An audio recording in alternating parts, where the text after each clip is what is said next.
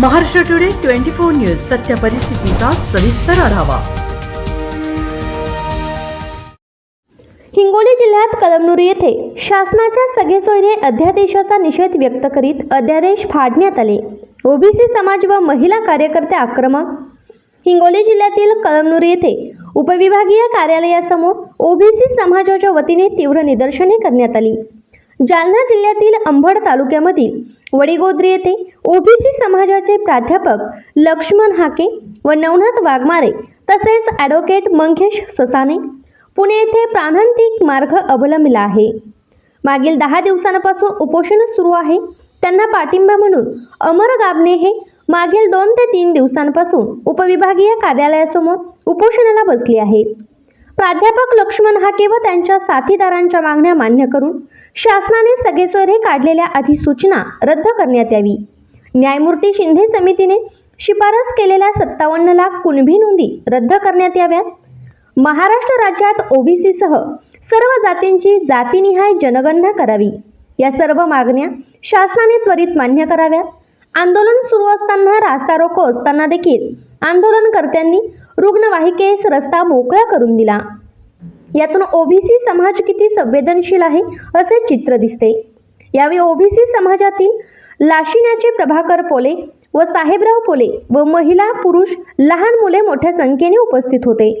तदनंतर शासनाचे प्रतिनिधी म्हणून नायब तहसीलदार व पोलीस निरीक्षक यांना निवेदन देण्यात आले। महाराष्ट्र टुडे न्यूज हिंगोली जिल्हा प्रतिनिधी परशुराम जाधव हिंगोली। महिला वर्ग सगळे आम्ही रस्त्यावर उतरलेलो आहोत। आज आमचा हक्क जर कोणी शिनून पाहत असेल तर आम्हाला आवाज करायचा हक्क बनतो आणि आमच्या या हक्कावर जर कोणी गदा येत असेल तर आम्ही शांत बसणार नाही। कारण आमच्या लेकरा बाळांना उद्या भविष्यामध्ये तुम्ही आमच्याच तोंडचा घास जर पळवत असाल तर तुम्हालाही पण आम्हाला काहीतरी धडा शिकवल्याशिवाय आम्ही राहणार नाही। या ठिकाणी परवाच आम्ही वडीगोद्रीला जाऊन आलोत। आमचे 2 बांधव तिथे उपाशी तपाशी बसलेले आहेत। त्यांच्या ज्या तब्येती आता खालवल्या आहेत, पण आम्ही शांत आहोत। ते दोघं पण बंधू बिचारे शांत आहेत, शांततेने सगळं करत आहेत। आम्ही कुठल्या कमरेखालच्या भाषा बोलत नाही, आम्ही कुठली काही आवाज शब्द बोलत नाही।